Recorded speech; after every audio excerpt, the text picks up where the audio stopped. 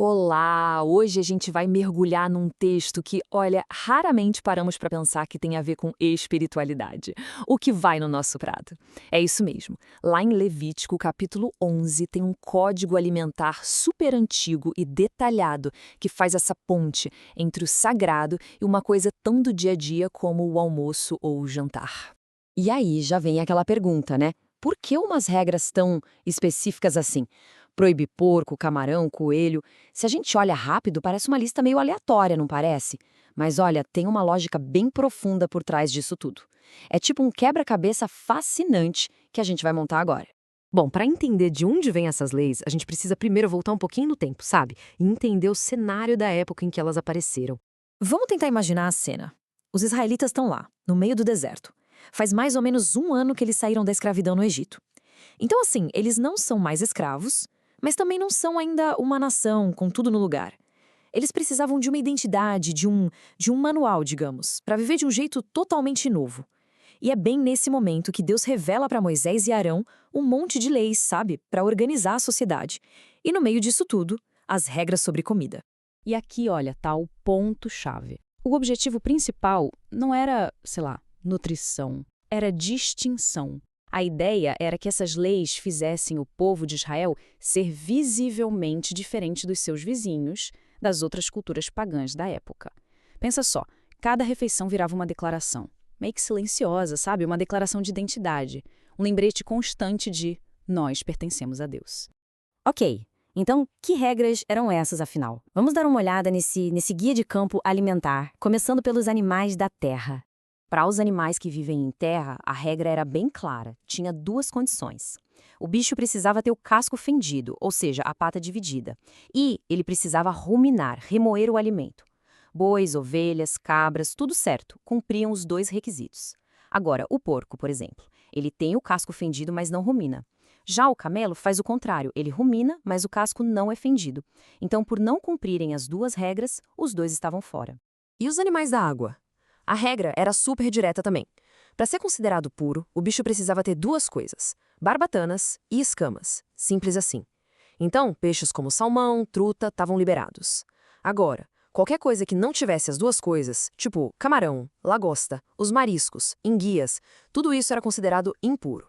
O texto também fala de aves, insetos e répteis. A lista de aves proibidas é bem longa, viu? Mas o mais interessante é que surge um padrão. Geralmente são aves de rapina, que comem carniça, sabe? Ou aves da noite, como águias e corujas. Bichos que simbolicamente estão ligados à violência, à escuridão. Já com os insetos tem uma exceção bem curiosa. Os que pulam, tipo gafanhoto e grilo, podiam ser comidos. Agora, répteis e outros bichos que se arrastam pelo chão, esses eram todos proibidos, sem exceção. Beleza, a gente já viu o quê? Agora, vamos para a parte mais funda da história, o porquê. E olha, a resposta muda totalmente o jeito que a gente enxerga essas regras.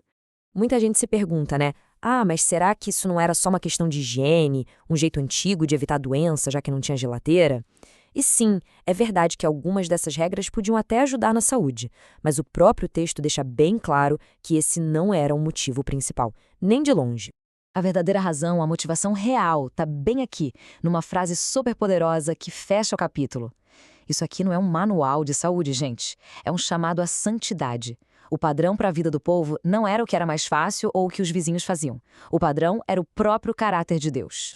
Mas o que quer dizer santo nesse contexto? A ideia principal por trás de santidade aqui é separação.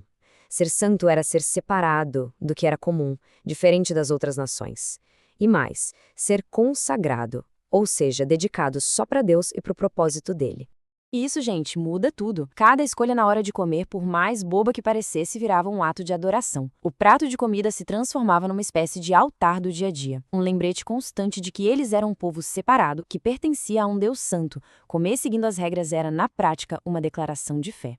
Agora, essa ideia de pureza, de separação, não para lá em Levítico, não.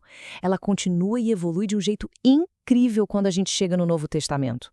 E aqui a gente vê uma mudança de foco. Fundamental. Na antiga aliança, a pureza era uma coisa externa, sabe? Mostrada por ações, como seguir as regras da comida. Já na nova aliança, o foco vai para dentro. A pureza de verdade passa a ser definida pelo que a pessoa tem no coração.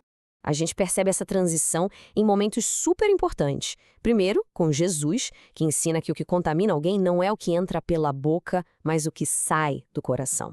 E depois tem aquela visão famosa do apóstolo Pedro, onde Deus basicamente anula as leis alimentares, usando a comida como uma grande metáfora para mostrar que o evangelho era para todo mundo, não só para os judeus. Ok, então peraí. Se essas regras de comida não valem mais do mesmo jeito, o que a gente pode aprender com elas hoje? Qual é o princípio que fica, que atravessa o tempo? Dá pra gente tirar essa lição de Levítico 11 em 3 passos bem práticos. Primeiro, viver com intenção. É reconhecer que as nossas pequenas escolhas do dia a dia dizem muito sobre quem a gente é. Segundo, praticar o discernimento, ou seja, aprender a diferenciar o que está alinhado com os nossos valores daquilo que não está. E terceiro, lembrar que a nossa identidade é que deve guiar as nossas ações, e não o contrário.